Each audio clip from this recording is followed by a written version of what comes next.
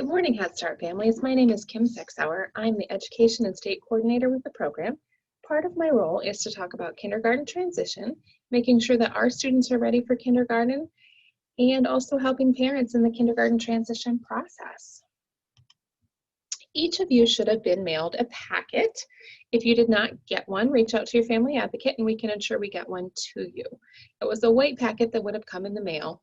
In that, there was a Kindergarten Here I Come booklet, and it has all the information that we're going to review today. There was also a checklist of skills. Now, with this checklist, please know your child does not need to be doing all of these skills. It will just give you an idea of what areas you might need to work on. The top of the page has your child should be able to, and the bottom of the page talks about ways you can encourage those skills. Again, this is not a checklist to say your child is or is not ready for kindergarten, just to give you ideas of what to work on. There was also a vaccination or an immunization schedule sheet put out by the Department of Health, and that includes the requirements for children entering kindergarten as well as 7th grade and 12th grade. I also included your school's specific contact information to schedule registration. So a lot of those dates are coming up soon in the next few weeks. So please reach out to your school, schedule your appointment, and just review the information that will be needed for registration. So when I say kindergarten transition, really a transition is just the process of adapting to change. Kindergarten transition refers to our children moving from one learning environment to another. The move from preschool to kindergarten is one of the most important transitions a child will make. It can really set the stage for their whole school experience, so we want to support them in being as successful as possible. I always say to parents, think of transition, think of you starting a new job. What are you worried about? Are you worried about your boss? Will you make friends? What's the environment going to be like? What are the expectations? It's kind of like that for our kids. So they're used to Head Start and pre-K, but it's a change for them. They don't know what to expect with their new teacher. Will their friends be in their classroom? So there's a lot of feelings and emotions that go with transitioning to kindergarten. So for some of you, there's also a lot of feelings as well. The big day is coming. It might be your first child going to kindergarten, or it might be your last child going to kindergarten. So it's important for you to stay strong, have a positive attitude about your child going to kindergarten. If you feel like you're going to cry, hold it together, get back to the car, and then you can break down. There's lots of feelings. Some parents are very excited and happy for their child to go through this new starting school, and some are really sad that their baby is growing up and they're going to school. So lots of feelings go with it. One of the things you can do to help your child get ready for some of those feelings is talk about it. Your child might be excited, but also worried that their friends aren't going to be in the classroom. And a lot of our kids don't have the vocabulary to express their emotions. So you can help them by sharing a story about a time when you felt excited or nervous or anxious. Tell them about some of the good things that happened when you were in school. Have older siblings share positives about their school experiences. So kindergarten expectations have really gone up over the last several years, from when my boys were in school, from when I was in school. The expectations really continue to go up. So in literacy, they're really looking for children to recognize at least 10 letters. If they can recognize all of the letters, that's even better. Recognizing and writing their name. This is a super important skill. They will write their name over and over and over again on every piece of paper. So it's very important that they can continue to work on their names. Also recognizing rhyming words. So pick out rhymes when you're in the community. Math, counting to 20. Identifying and repeating patterns, understanding words like more and less. When we're looking at motor skills, there's the fine motor skills of using a pencil, scissors, and then also the gross motor skills, hopping on a foot, skipping, those sorts of things. Language skills, we're hoping that kids can talk clearly in sentences and be able to express their needs and wants. Socially, kindergarten teachers are hoping that your children can share and take turns, and we do lots of that in Head Start. Pay attention and sit still. So obviously that comes from the school wanting the kids to be able to follow directions and pay attention, and then just have a curious mind and be willing to learn. So some of the differences between kindergarten and Head Start, there are definitely more structured time for the kids. There's more teacher-directed activities, more group projects and less free play, a lot more inside activities and less outside time, lunch in the cafeteria. There's more children in their class and less teachers. It's a longer day, more sit-down activities, the big bus, and there's more independent work. So there's definitely some differences coming for your child. So what does the school expect from you? So when I've talked with kindergarten teachers, they state that they would like parents and families to take note of the following more seriously. So attendance, just like in Head Start, it is super important to get your kiddos to school to be there. They can't learn as well from home. We do know that school definitely helps them, so being there is helpful. Being on time, making sure we update emergency contact records, checking the child's backpack for notes. You know, at Head Start, sometimes we'll call and say we're sending something home. The school, they're just going to send it home and expect that you sign and return those papers. The other thing that is very important is that if your child is absent, you make sure that you let the school know why. So sending a note saying they were out sick, letting them know about a family trip. If you do not send a note, your child will be marked absent unlawfully. After so many of those, you will get a letter from the school talking about your attendance. So it's very important that you make sure you send notes in if your child's going to be absent or if they're absent. So let's talk about how you can help get your child ready for kindergarten. So about a month before school starts, you know, a lot of us kind of let our routines lax a little bit in the summer. So about a month before school starts, adjust your daily routine to fit the school day schedule. Have your child get up earlier, eat lunch at a similar time that they'll be eating lunch. Try to spend some time each day doing some projects or activities. You know, give them a piece of paper, tell them to write their name at the top and then draw a picture. Different things like that.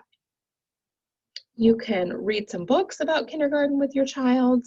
It may be helpful. Some children need a routine chart so they know what's coming, what's expected.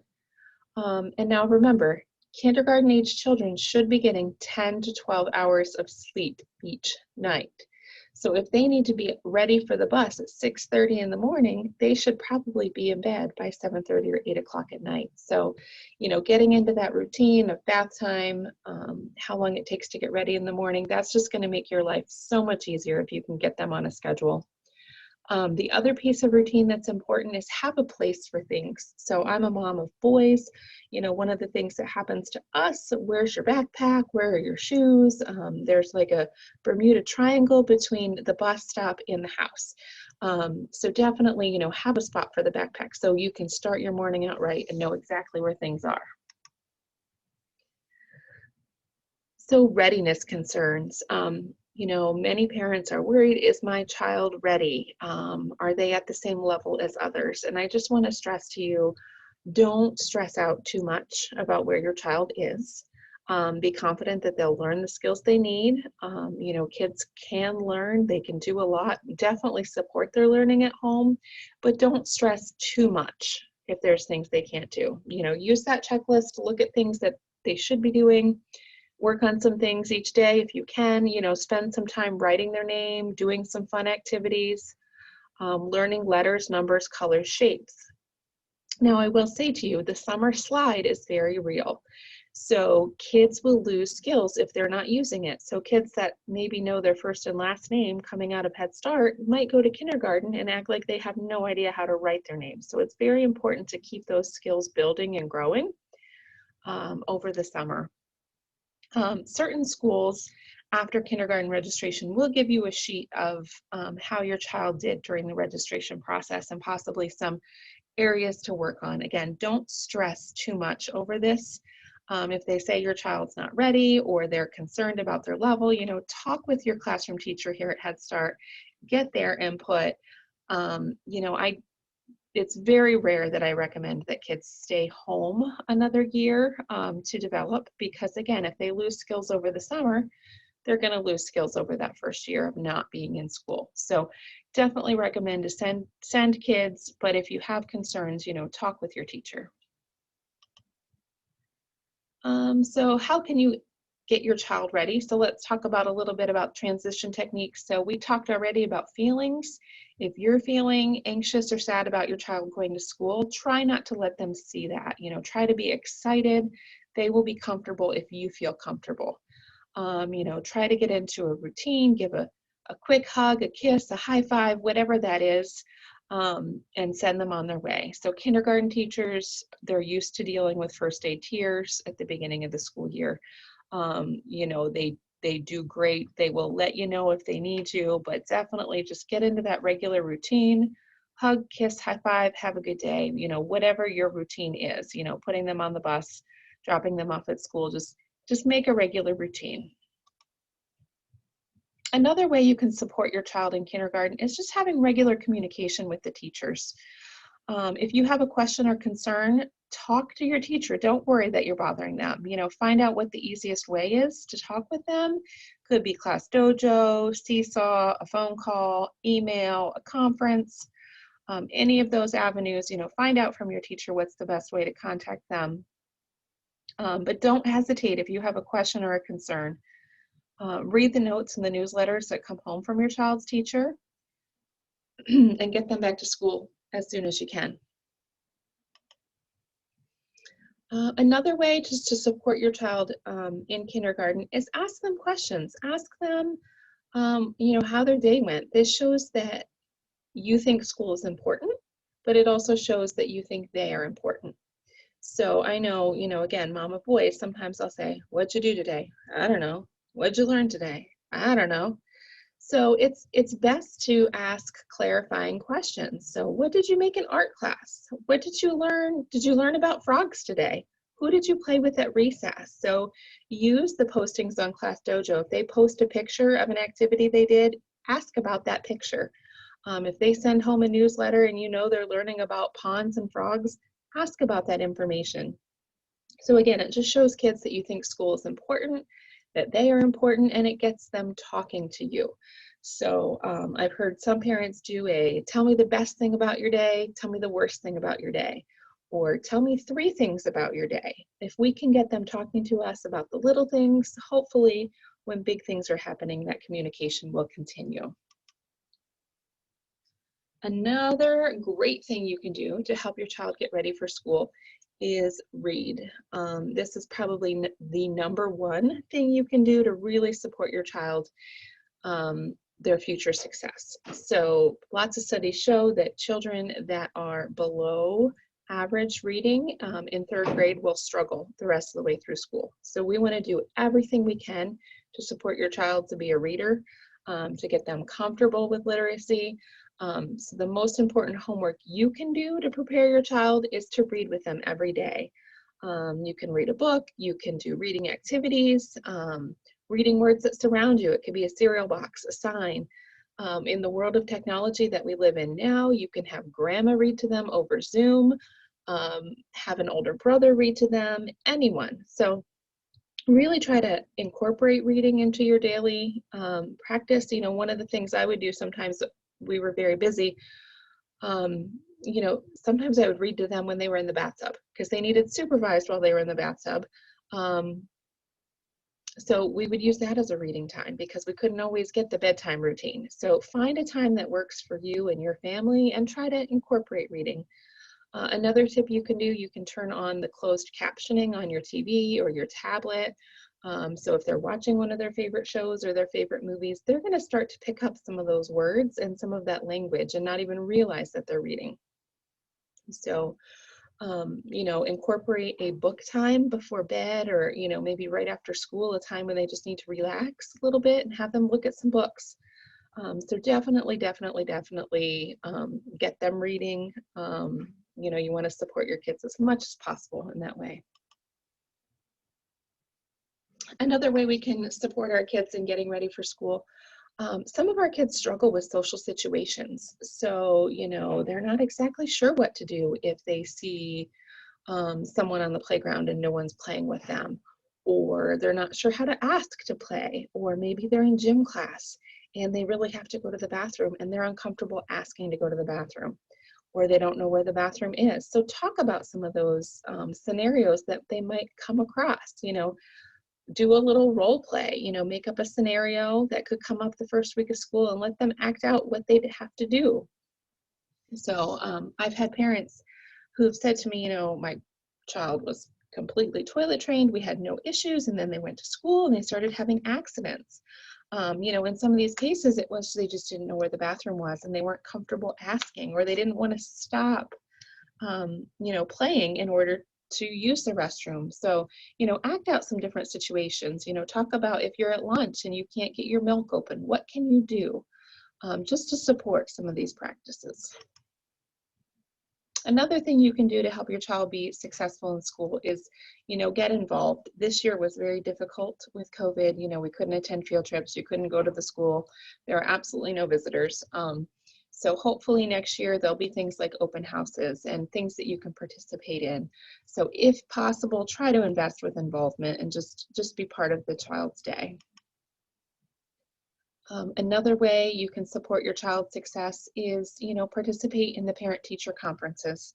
So this year, a lot of them were through Zoom, but if you have questions about your child, write them down ahead of time so you don't forget. If your teacher has concerns, ask for suggestions of what you can do at home. Really use this time to really brainstorm together and partner together with your teacher about how to support your child. And don't hesitate to ask questions. Does my child have friends? Do you think my child is reading okay? Anything you may be worried about or have questions on, don't be afraid to ask. And you can ask for a conference at any time. It doesn't have to be the 2 times a year that they're scheduled. Another way you can help your child be successful is just let them know that learning is fun. So it's super important for this transition to formal education is understanding that school and learning can still be fun. We want to encourage their curiosity and their excitement. Sometimes older siblings can really take away the excitement about school. So do your best to try and get them excited for school, looking forward to things. So some of the ways you can help develop your child's social skills, have conversations with them, talk about their day, model language, teach them how to ask for help, and give them opportunities to play with others when appropriate. Helping your child develop independence. This is a big one. In kindergarten, there is one teacher with several students. So things like shoe tying. Teachers do not have time to tie shoes for 20 students. So if your child is not able to tie their shoes, and that's developmentally appropriate. A lot of kids are not yet ready to be able to tie their shoes. So if they can't tie their shoes yet, send them in Velcro so they can be successful. If they can't wear jeans because of the zipper and the button, send them in sweatpants. So you definitely want to do everything you can to make them independent and be successful. So, and there's things you can do during this summer and in your household to give your child independence and responsibility. Maybe it's making a bed, picking up their toys, toileting habits, brushing their teeth, all of those things. The other thing that's different in kindergarten is they're eating in the cafeteria. So they may need help with opening their milk. They may need help with opening a applesauce container. So if you have an opportunity to get some of those things and practice some of those skills during the summer, that's fantastic. Another thing that's different in the cafeteria is many of our children have never had the opportunity to make choices before as far as what they eat. So some kids may go in the cafeteria for the first time and realize they have to choose if they want peanut butter and jelly, or if they want a grilled cheese, or if they want chicken nuggets, and they're just not ready to make those choices yet. So, give them an opportunity to make some choices during the summer. Look at a menu in the morning and say, okay, today's chicken nugget day. Are you going to want chicken nuggets or are you going to want a peanut butter and jelly? Support them in making some of those choices. So another area we can help our children is just helping them to develop self-control. So have realistic expectations of your child. If you see they're becoming frustrated and angry, help them through it. I see you're frustrated. How can I make this easier for you? What can we do to solve the problem?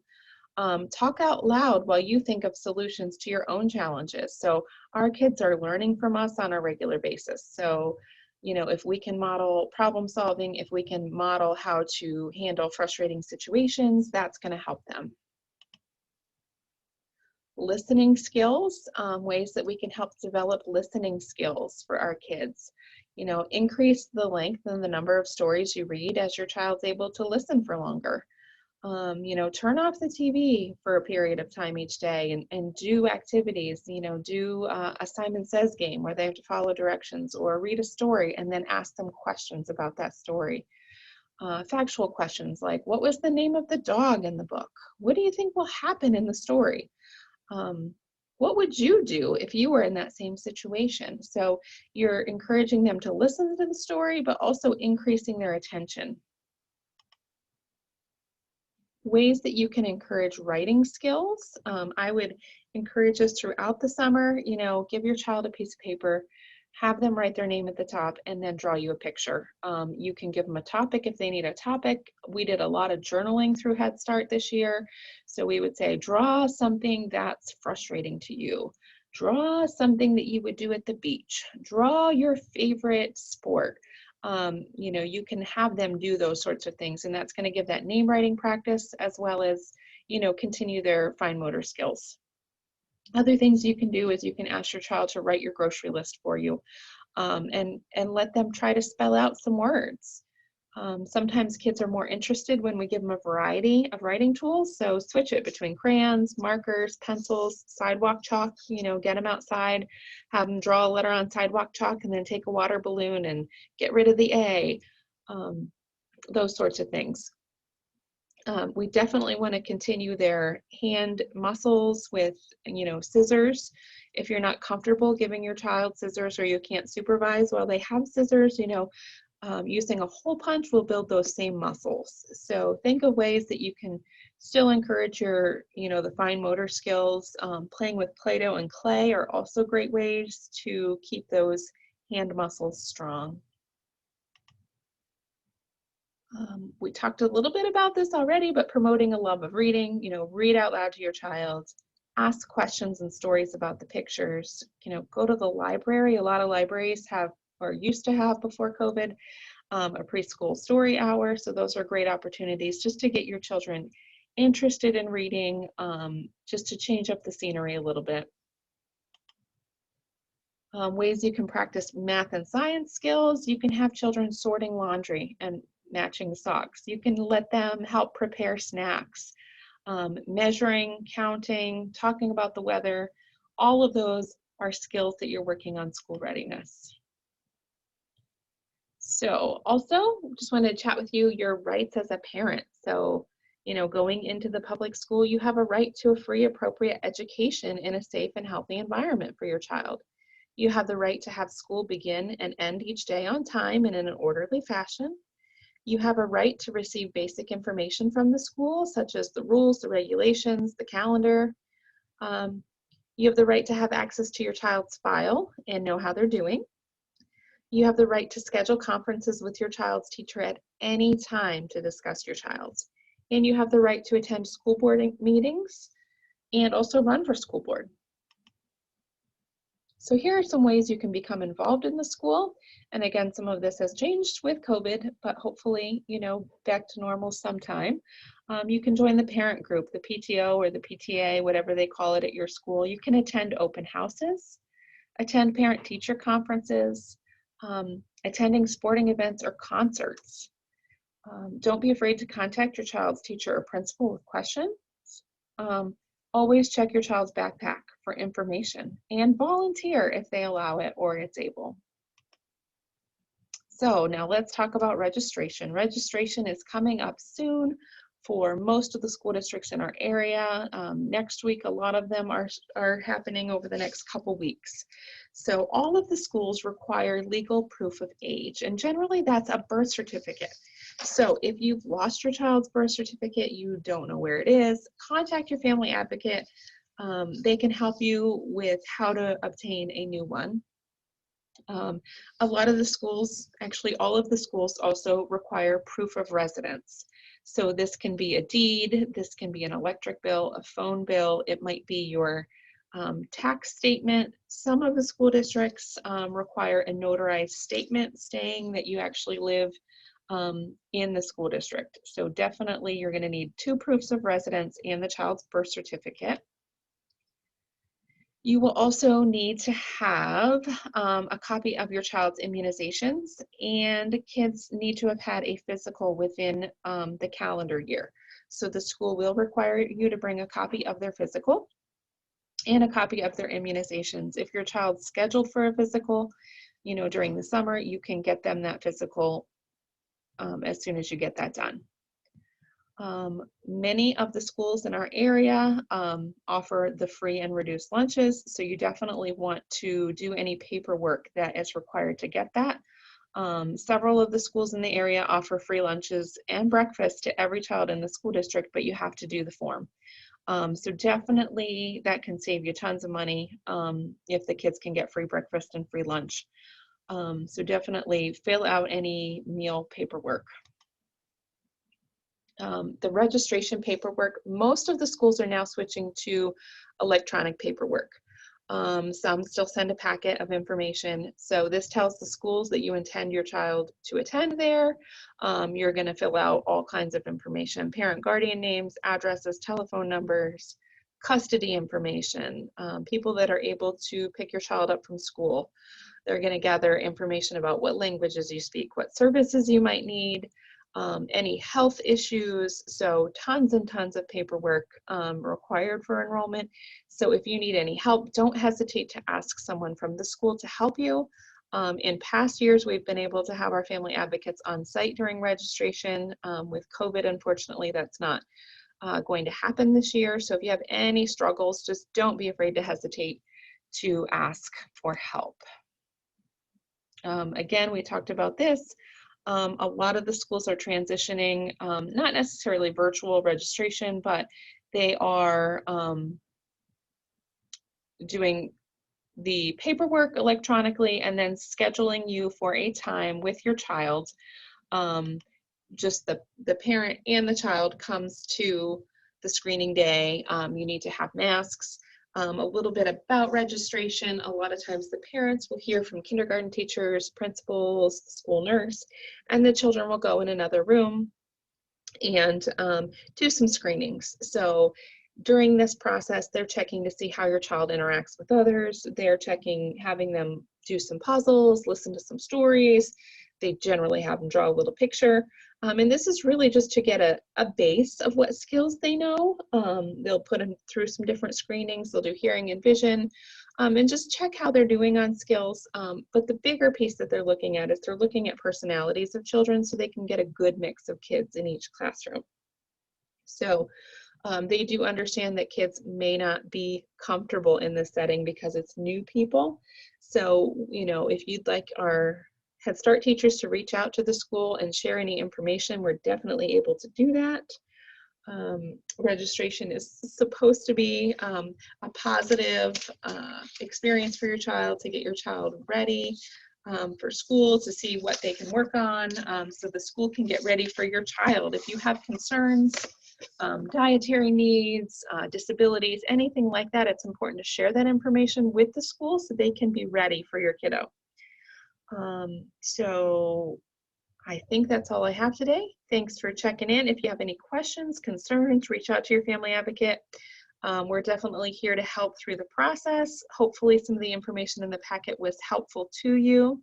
Again, that had the Kindergarten Here We Come guide, the vaccination sheet, the checklist, and then school-specific information if we had it when we were able to mail those. So the phone number, the registration dates. So good luck and happy transition to kindergarten. Thanks for letting us share in your child's journey.